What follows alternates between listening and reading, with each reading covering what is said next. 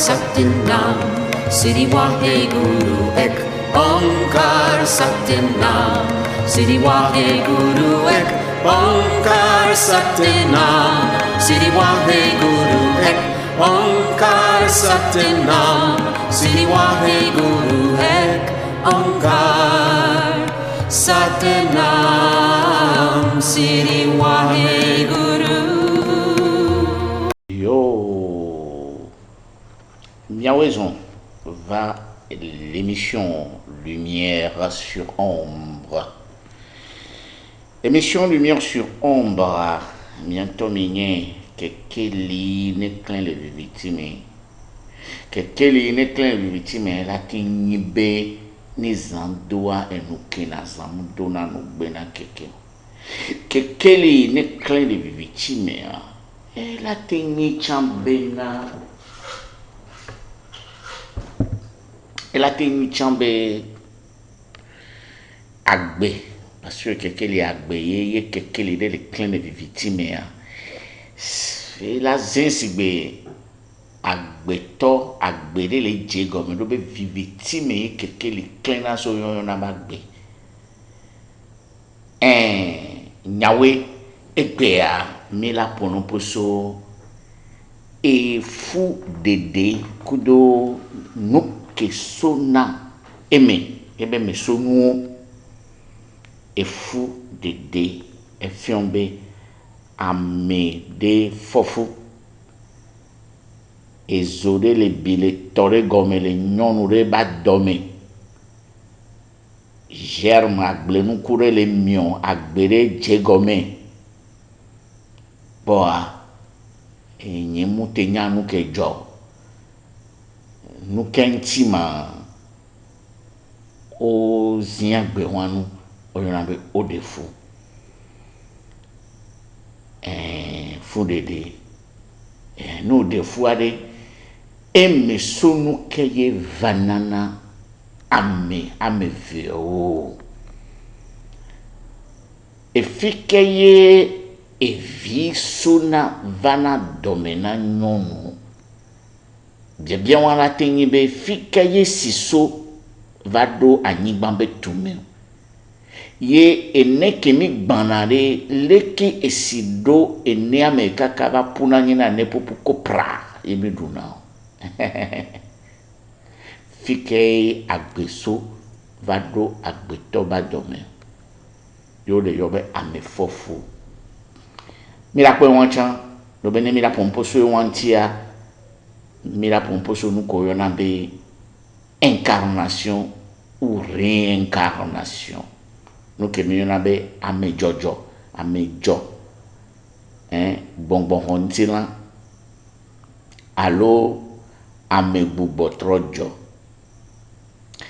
mila we émission ya nemia sende gome lekeye agbeto dola non kengbo hwe non kunu sur la blombe yo ja divi et devait velento nous des fois voir et me sonu que we vanana me ame viao mais que un tontier benona komo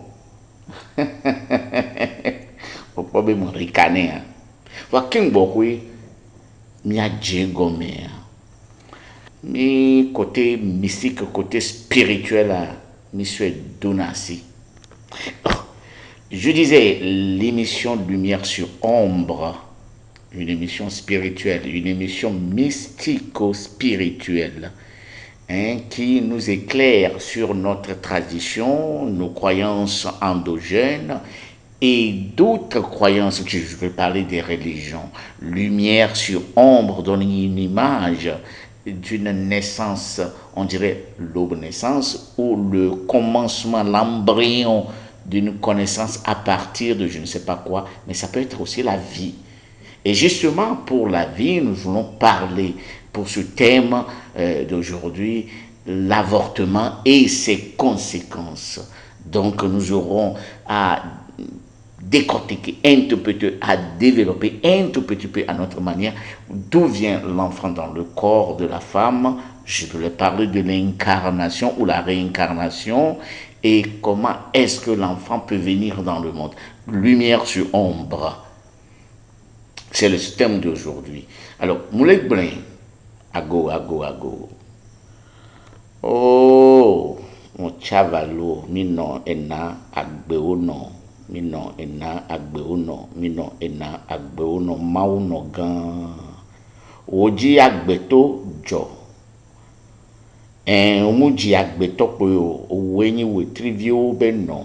Nu pokpo makpo wenyi anyi gbangan no ntina me ono bonbon ono to ezo esi aya anyi gban owe le nyi ndesia de be no mi chavalu robo we ewenyi si evija gode kukum kuna gokwa memu ina totobe ya le sitola gben le leolo benemi jagwa sipo biale ne vinyi mi la tajina noa esi oso pane esi ameno mi le de kuku no e mi chavalo be si me no le mia no ba domo yo jimi zolele bi le togomi ye nyakem jagbon ya mekele docteur ma chane gbon be dangongo ye ni e dan mo ni dangongo so e tobe chichi na tobe goglope yem trozu dans des vlons et dans mon vlon trozu dans des vlons va tota et si que dit mon va mon trozu papa que trozu a yem zuru trozu ndokusu a yem zule ya men trozu kekele mavo eku nezu agbe nezu yagira ne trozu mavo enya ya kple na no bro wa mi kosiru anyi emi yo ameke we de na kukuru ameta jikokwe ono so kemi mi ame we de fu nyanya kuma nyame mi ame we so do enyi do na mi ona mi de ne dokita mi nyi agbe to gbalo mi nyi a hihia ni so kemi lo wa magblobina mi kosira nyi ba mi magblobina egbe be wona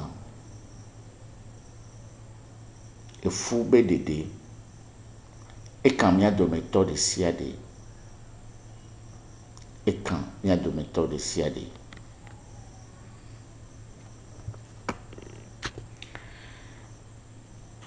ne mi la ponu poswenti nywede ya banre fikeye agbe sonavana nyonu mema miakata menye be nye nyonu kudo nusu oyiwa nono ogboa le nono me nyeto me ne nu de pe mu hemoa ye nyonu abazi va dogo kunsu abalenviwa ezuna evibe gome jeje eye mole yobe idan le togome ele ngongolo opere ke vi ngolo na la domea e va vlun e ja to wan lo e dan vlun ne dan ke le ngolo e to gbi dan gbi ngolo muzono lo de via la domea e ngolo na ge ke mene be game asube batoa e vluna ne vlunwa ke ngbebete tona de na tato alo afoto enya fo anyabue ne beto voa funwa mi gbona be edan trozu papa enya de o dinamise na be edan ku papa han be no munya o edan zuna papa zame nde bede nyagbogbo won gome efion be ni dan trozu papa nke papa ja o papa ja zuru ye papa ja zuru a ezuru na kaka trozu na dokusu la yame papa que mi le gbron won ekwe gagner aigle ekwe pe mi ga na be albatros agbe o le do soli nini que be zo a que be le yaya me o ne be soleil levant agbeje gome if ya la trouvazu lumière du monde allégorie on kekenwa et les ordres mi et sere beni ke wa ma de gome na nyibako be na nene miaba gbele won ni dans la domi ngon kutui so be taso do asike bo et do la évoluer et la chose dans que les jo donc on les jaji won que to le podo amea et trop nous de que ja évoluer et mi la yo be papa alo mi la yo be aigle mi la yo be albatros et do be et to le simi et dans to le siame mi amegbe to de pepe ya que la gbegbo ya mea et dans to le simi ni mi abe nko tutu gban e nkenche le gbon ni ya yovo yo nye o so edo asasadi o so edo silitiji ni mi po Mose ya Mose be jijia et to le sitobe et no ba do me flow voine wa va de gomme allégoriquement obe o va fo le siji Mose antobe nkonyi be sauver des eaux avec to le simé voa sauver des eaux qui va le yinko kaka et dans va no ici dans wa no se be zo bibie ni ye be ni epo la lomene be so wa mlimanu enye gba plewa nyonu ejimi ye nu ke yo so symboliser na nu ke ye ni jesi ni agbele blema et dans yelo omu ne yakubin et dans beni et dans tous les simé enti garo mon mi ja o prière de wa mi kuna sidanare a tovele rosiame ano prouve ne o ja jidoku we moi gade mo nanania o la le vele do toji esiji o la no blonyade ni chine ne mi mag blon ke ko do be nu de pepe ko nu de pepe ke mi ona gomme sesede do la noenti voanu ke mu le blon ya e do na tito nu gomme masse na bonbon me be ha vovo do be amede ou blonné bena né et dans les kaka à dormir ye be ngon kutuya agbe npo do me ni dans va vrouvo ye be toa be trozu papa e yo yona be agbe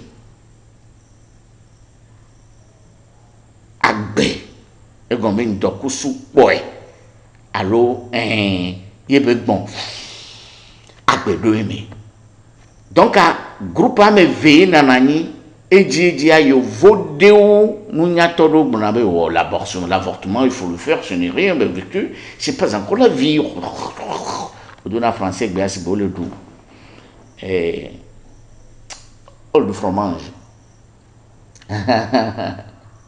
ye les Africains ya les vaudou padia mi pone be agbea eje gomi so gakemeye nunde okudo nunde o chakaka e danjete le podoa me be ngon vutukui se be nkuvie ni e dan vitukui de pobenina agbeto e dan yo ni gomejeje ne ve o chan a o muga ve o et dans yo va so kara atinchi ba me sia me ne po nya enya nilu nyimdu tama de nu gomeu lumière sur ombre boa le nya nyinto tata gata le nya la mission le nya pe nu nyinu popo personnellement nyinto topo de ke patakli et nous mettons tout comme wo moni be en recherche et joro jinya mule akpare kareji to gbobe msronu mu isukulu bonbon metoke ye gbona be e fula dome villa dome nponya gbewa bola tin gbele dangbe fan ne mu georgina wa c'est une croyance spirituelle selon les études nous voyons là c'est vrai mais nous kenyans po ynyim le d'accord parce que je suis libre de ne pas être d'accord, libre arbitre de ma personnalité, de ma personne, je vais dire. matin be fambe a omo le mo dobe ne enye kudo nyonu esonye mi nania ne efu bewoa nye mo pona de via donko sigbe dinu de kantocho kemwe miava nani ne gake me nyonu afofu no black gbe wan gbe a bonbon de nefion ye mo nyana bonbon ke ye ja honti lanva enyi gbulona na sonye be o fofu o jaji nui adeke me adeke nui be bon ma gate ngwe yiko ye mu kado jibe normalement le siadia me de ke le yedo ko me vidéa ne edade gele tane le ne gele ntiedo lanya Jésus Christ blombe qui m'a touché. J'ai senti une force sortir de moi. Parce que énergie que minia ne edidi kpotwa odolanya ne neva pe odolanya. Parce que nya e vi ko ke ma usonam ye mujia. Mu po donko e mu nyanu ko nyi ngore dade ngora mesia méthode dare efiombe to bobe nunyato to inami be ne villa dans mes mpoto la tingbele dangbea nia de par mes propres expériences ni muwe e nenga we pochon agoi muje agoi vodadai donc Mia jo le funu karo jibe amede o chon le dotomi o la gbonbena nu ke toyin nuwa bele gbonma be fu pa fu de yin ke le jo le jo me won e ajire le jo la mo me be o be no de fu fan allo matin va afrique go be e dope o le bonbon me be npona de via kengboy mupona mekeye bona amenyina amejroenya mupone. Donc l'esprit qui veut se réincarner, je parlais de quelque chose. Il y a plusieurs écoles ésotériques, écoles des mystères qui se contredisent les unes contre les autres concernant l'avortement.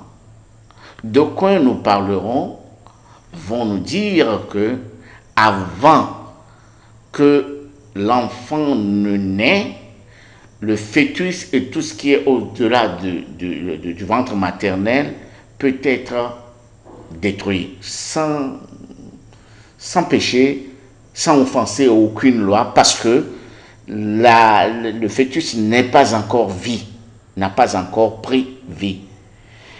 Et ils soutiennent que c'est du moment où l'enfant est en train de sortir par l'inhalation du souffle, inspiration, et lorsqu'il aurait été vu par le soleil, qui veut dire autre chose. Donc, en ce moment, on ne peut plus faire du mal à l'enfant, au bébé, au nouveau-né. Il y a deux courants.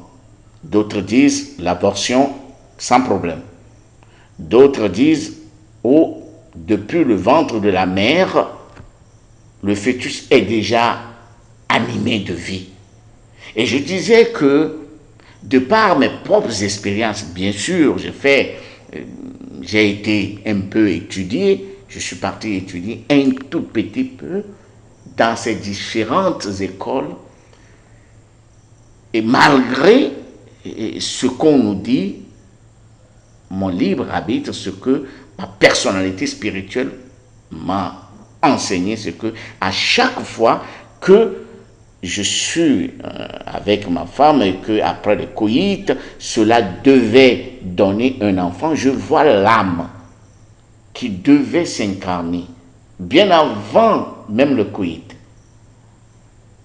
C'est moi qui informe souvent la femme de lui dire, la femme que tu es enceinte. Ce qui veut dire que la femme elle-même ne sait pas. Tu es enceinte et tu vas mettre au monde soit une fille comme ça, mais la fille que nous allons mettre au monde, au fait, était un esprit comme ça. Ça, c'est ce qui m'est arrivé plusieurs fois. Et c'est avéré. Alors, je conclus que, personnellement, le fœtus est déjà un corps vivant. Et que lorsque, c'est ma part de vérité, parce que ma vérité n'est pas absolue. D'aucuns pouvaient aussi voir une autre expérience. Oui, bien sûr, parce qu'il n'y a pas l'absolu, oui, en matière de la spiritualité. C'est ça. Donc, l'avortement est partagé. Mais moi, je dis que déjà, le fœtus, lorsque déjà il y a eu l'embryon, le fœtus, là, toutes ces choses-là, c'est déjà créé. Je donnais quelques images allégoriques disant que au ventre, nous sommes comme un serpent qui meurt, un serpent qui meurt sa propre queue. À l'approche de la naissance, le serpent devient long et sort pour devenir un oiseau qui s'envole et devient le soleil naissant. Et c'est la vie qui continue. J'ai donné une image de Moïse et autres là. Bon, alors, je reviens en Éveil. Né au défoua, king bohwe et fula va domena a mea. Mpove esona maume e dodobli bonto benyina. Mau onto le mau dobe mau le mau me mimpo mau po. Bonbon triakodo le jinkusi ntione be ciel des cieux, jipo fiagan, jinkusi obe jinkusi mavo. Voa fika agbeto sono. Luvo jonaso tepe vovovovovo me. Voju jonaso tepe vovovovo me le bonbon me be dope me. Ado bonbon me be classe me. Mi se nam nene. Donc un ame ak bona. Yen to ye choisir na to akudo noa. Kudo de ke to akudo noa le do. Le ke ye eto akudo noa non akunu swadi. Bonbon me be dope ke yo do le bonbon me kengbe. Bonbon de java zen o. E hunde java zen tona o ma. Visitation ko blona. Bonbon la honti la midou la non de te. Mouni bena non wa mu jesi nu supo. Alo nu swa mu wana rasio. Yentia oko.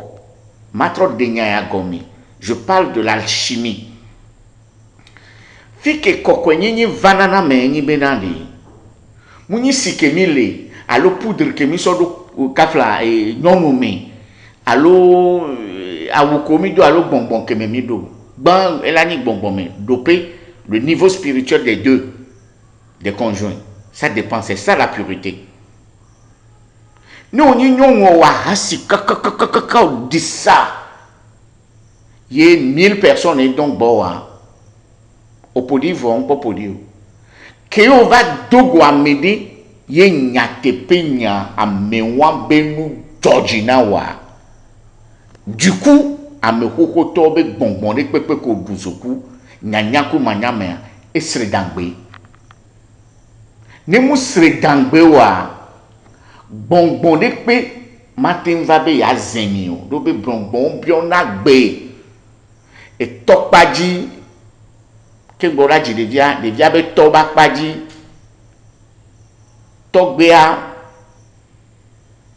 et tokpaji to. Maman est topadito, et noa est topadito. Et nous sunabon, que nous devions la degbe, que la démon, bene va ronchilan les noa ba domine wa jina gros et do nous béni, do la béni. Donc à ma blombe, ne oué deux fois par viewelo, et vimchina gbeo. Et vide pepe matin dit à m'aider que don non a bon povaillé et nous allons les prouver les bonbons. Kaka va prouver les tirants même. Ah, c'est-à-dire ce qu'on appelle les nuits de peau. Il y a un niveau spirituel et s'accorder. Osmose nuit les miamers. Nti kokwe le fou de vilava. Donc afin que y mi vek blade vialea. Et mi ble mi diagore qui avait sedi. Mi wame ameke bio mi bebe yava zemi. Londenti mi ble mone garo mo mi brambe nyin posogbe. A o mi gbopogan. A o ame amunyi sronye benyu.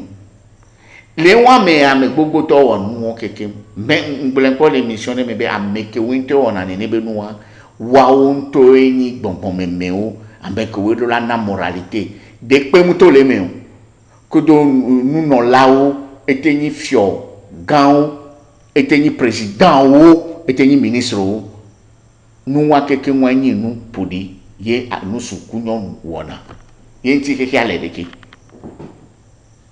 tonya muto le me oro niento tonya muto le me keke ane so kemi donc akeye o gble ne be nuwa devi wan fifia e chaka ambenyi ele sigbe eva ekuzogbeku yena me kuzogbeku anu kenyi na zogbeku e mo tune be batro yi be fike be joso do be fi emi vala gbegbo amea asi mu gbe ni va mia wasi po mia trojo ameke ma simple wa muchino elo la joy va devia mo tune e lagbe vo amu lagbe o e tro zo be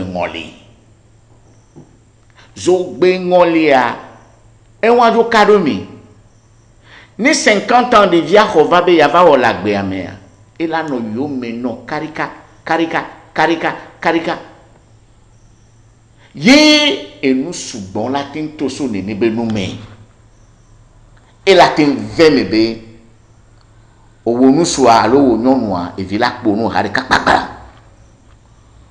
o la nu a chike o nyuide be ya no no nu su di me o la yi konji o la be oligospermie a evo o permis le fou nke spermie a o permis on ke ken vont te le jivio o wo nyonu a e la tin ve me be dans la somone podomeno e wa do karumi et la veme bo le kakaso le achiachingi yo la kan la sang bo de fude o la we be konu no va nu kele akwele do be devia mojo ma do ma jagbagba be ma do et noir les français mais ni ma va.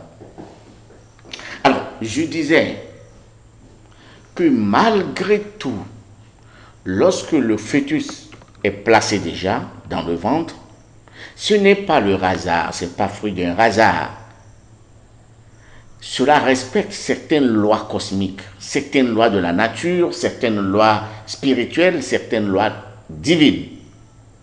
Donc, l'âme demande permission de deux côtés, selon le niveau spirituel des conjoints. Si les deux niveaux spirituels, si ils s'aiment vraiment, aussi bien sur le plan physique que spirituel, alors il n'y a aucune purification à faire, il n'y a aucune souillure entre les deux, tout se purifie. Ça c'est l'alchimie, ça n'a rien à voir avec quelques produits de purification, non.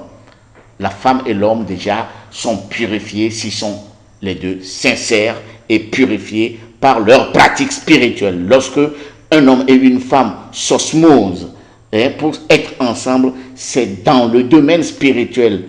Ce n'est pas dans le corps physique. Et c'est la nature qui les unit. Et si l'enfant veut venir, l'enfant n'a aucune souillure, aucune tâche physico-spirituelle.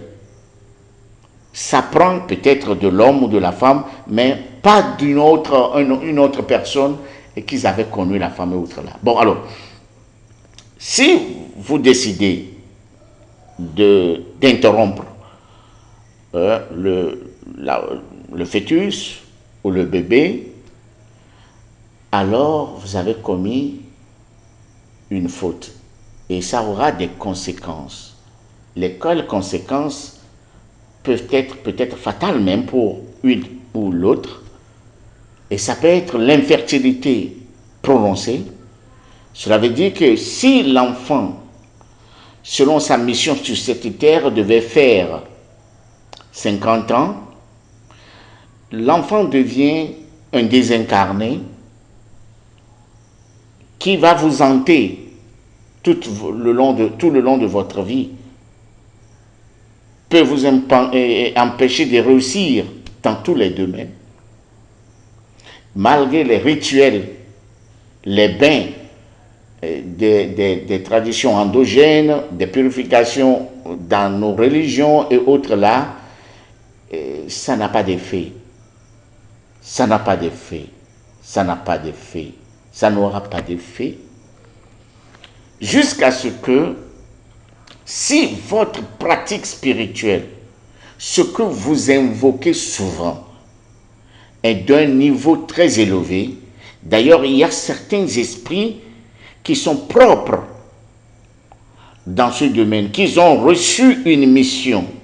Si nous parlons des bouddhistes, par exemple, il y a certains bodhisattvas qui ont juré devant la nature de ramener toutes les âmes perdues à la lumière. Et je crois que ça se trouve dans toutes les religions. Et il faut le faire. C'est à ces divinités qu'il faut s'adresser.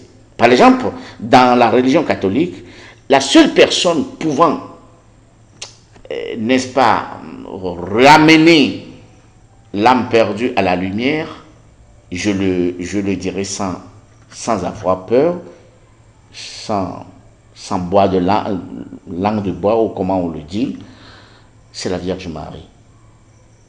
Et quand nous l'appelons la Vierge Marie, c'est selon les catholiques. C'est cette même Vierge Marie que nous appelons Agbeono.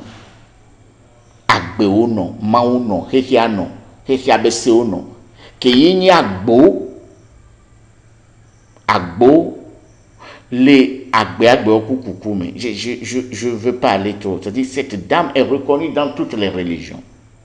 Chez les Juifs, ou dans la judéo-chrétienne quelque part, c'est des fois Shekinah, c'est des fois Asherah. Il y a pour d'autres, les Babyloniens, Ishtar ou Asharté, que les gens vilipendent dans l'ignorance accrue. Cette dame est la mère de Dieu. Quand on parle de mère de Dieu, on veut parler de la miséricorde des miséricordes.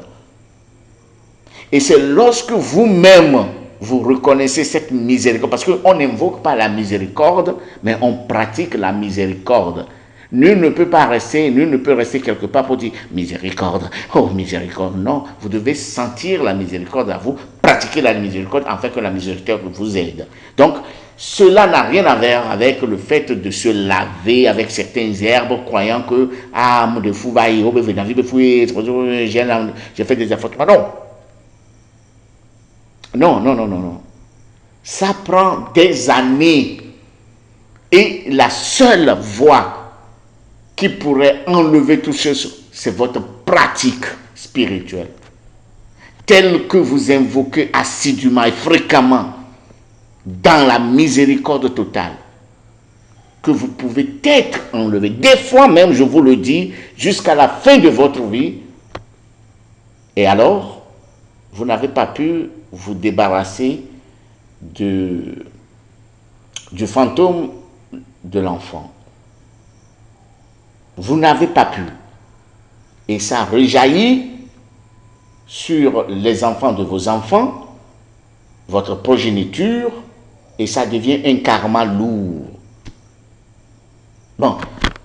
Moulé Bambé dans les Eyobe Womea. Nous autres des fois voyez fois valer donc pour me béni à des plodo.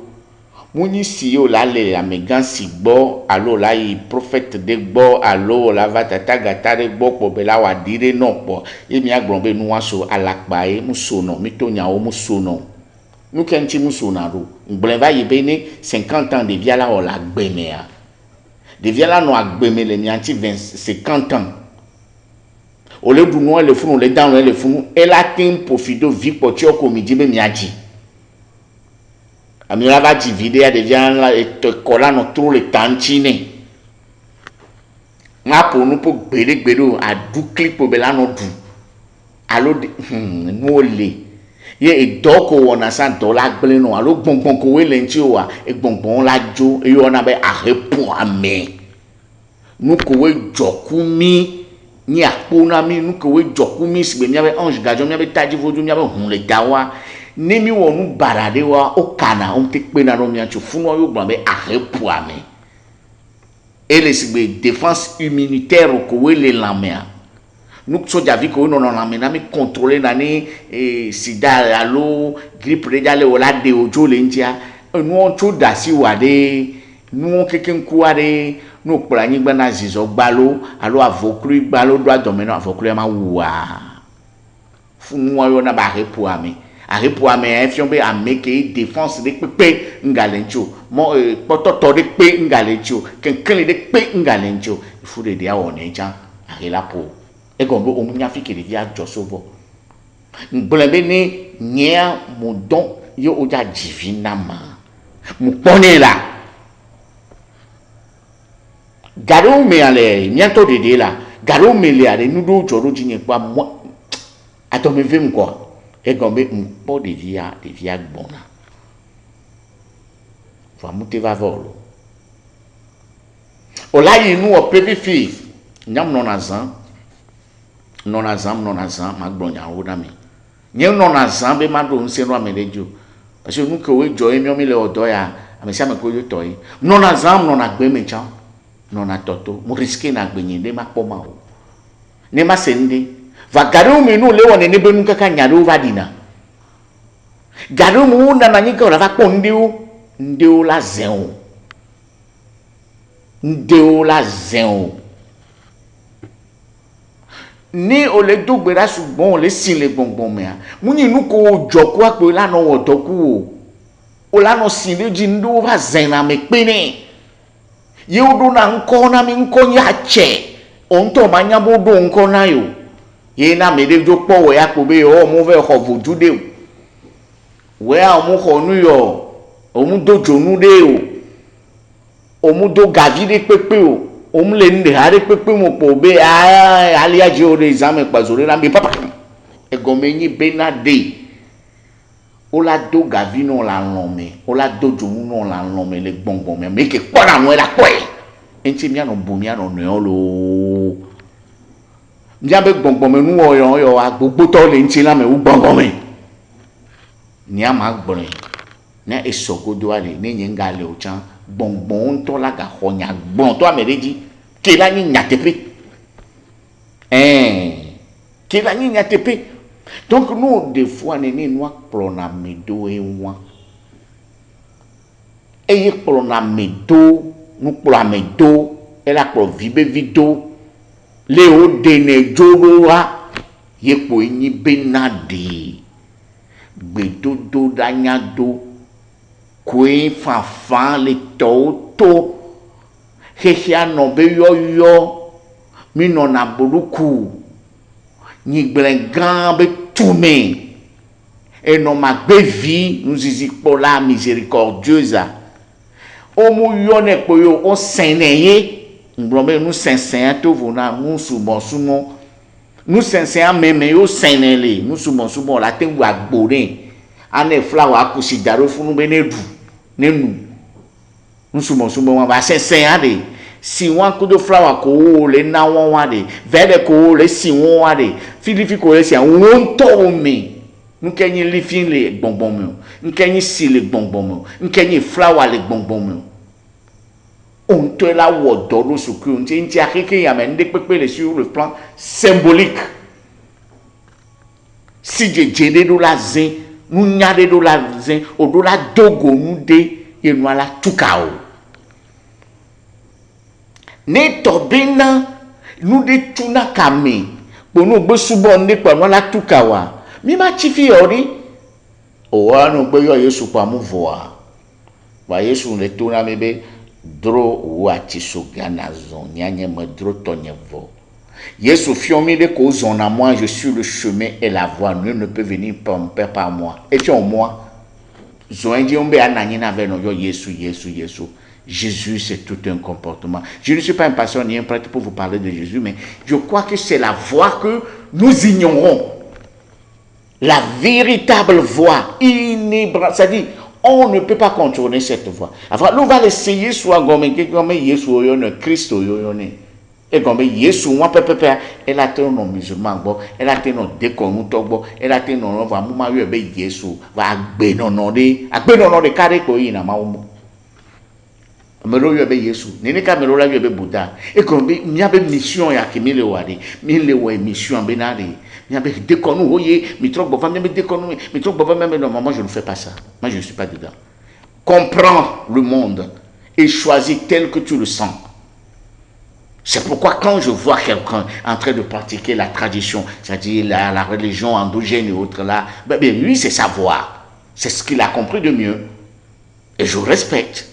Mais si quelqu'un est devenu prêtre, il pratique des choses catholiques correctement, j'essaie de comprendre ce qu'il est en train de faire. Je dis, ah ben oui, il n'a pas tort, mais ce n'est pas l'absolu. Donc, le rayon du soleil, c'est agoumaze yaka, agouma, ezin, ni agouma tegbe yaka zeze onle. Bon, eye matonami, eye magbron. Donc, né au défaut pour tout bon to la pardonne de Dieu. On l'a tin so do me be ano de gbe fan be e fu de demunyo e won chama wala sokyo ano po muzizina devi ke yedea dangwea ye ejejia ni gade la siwa ano po twenvio kwa hosioji ano dagbe na e fula dome e vidi nyenye oyi na konji pre na vaseline kwa udodo wa magana on vide ndogbe na majidu on nyede to majidu aux États-Unis yen yobe majidu po entola nya meke benya quoi c'est bien bon miraglombe et fou de debe nous ke ben rene ben incarnation et jene gomeso podomi. Donc à king bende la si incarné anti la vana king bon va vana. Donc à mbleba medio le okpebe muni ndekpepe. Voilà, il y a de par mes propres expériences et mon pona de vie que ojava esprit onina lo akbetori pepe esprit. Donc à ne maso wu nwenyi be o no dofu ni agbeto alors nous so dofu à 90% devient tomunina on to view le bonbon to bobe e jo va pour menami nkore o la donner pour me nkore o la donner voilà no po devient nueria bonbon de va zemi tamunyo wa bonbon wa nya togbe to ba me robe togbe ni yovolo nene ke yovolo chombe togbe ame ibo puro ni donc notre corps même a une mémoire, la terre a une mémoire. Donc selon vos affinités avec votre spiritualité, vous invoquez lors des rapports sexuels les esprits correspondant à votre niveau spirituel. Cela n'a rien à voir avec la sueur de la femme ou de l'homme. Non, non, non. Du moment où vous êtes ensemble dans une vérité sincère, alors vous êtes déjà purifié. Vous devenez un corps. Vous devenez un corps si vous êtes sincère. On ne peut pas être ensemble et ne pas devenir un corps selon l'alchimie. Et il est très important. Purification, les lignon que nous soumenons en année, Magbombe 70% des couples, plus que ça, amour l'on a selon. On me bon, on me amebouyo l'on le wabe susumi. Voyez sonner ben tilan non oui. Autant on me lance on voit il n'est pas au bléné. Vous vivez dans le mensonge. Ye me ke ole loin et nous que we nanabe miabe viwa mi sena penao ke mi munyao ne onyonyonu o la su khoe yo tona gomena son zadea me de pe mu le pa o voda gble mu le viwo nchi ne nous soit non à bogomé mais la po ke ngbe nu la wo ahuido ala lo ke ala lo o nu su no kudo nyon de mille ajagbagba na loin ne nu ko ja so 2 mais mo de ke ja na nyi be bonbon ne ba ho a bonbon ne nyi bonbon tonto donc mi ave gbesiwa esuna mi ano gbo ne nyon de la vie de be o nu so wa ro poyan le dune po lo jivido ne to chando tom ni to c'est que tu es l'ignorance ignorance que yo ja dofuna e viwo gombe bonbon ko we la ba jo so miamea bonbon wa e di popole wanti va dole o ona ne on to va tro ye o provi o to moredia ne ma so wunu enyi be nyonu kunu so anu ke do la liye wa munyi church be nyayo munyi humpa me be nyayo va vérité na miamevia ye nyi mawa mi to nyawo na miamevia ye miamevia mi je honlon be mi ayi nkole gbongbon mi progresser mi évoluer le gbongbon mi nous que do la lier mia munyi be je t'aime tu es belle oh tu es mon corps c'est le bon sou que do bon non faut nous que da no nyi no nyi bena vous devez être amis et amoureux sur le plan spirituel. Vous devez être des compagnons sur la voie, sur le sentier de la spiritualité. Yes, that is all. La spiritualité, ce n'est pas la religion.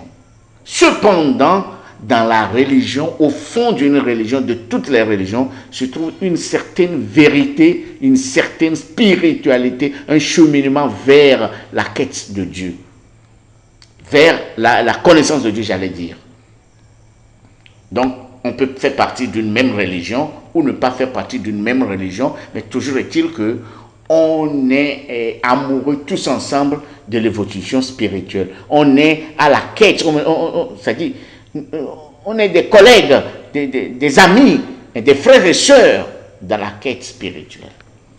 Parce que nous avons besoin de Dieu. Nous sommes venus pour aller vers Dieu. Dieu n'a pas de religion. C'est ça. Dieu, c'est un comportement.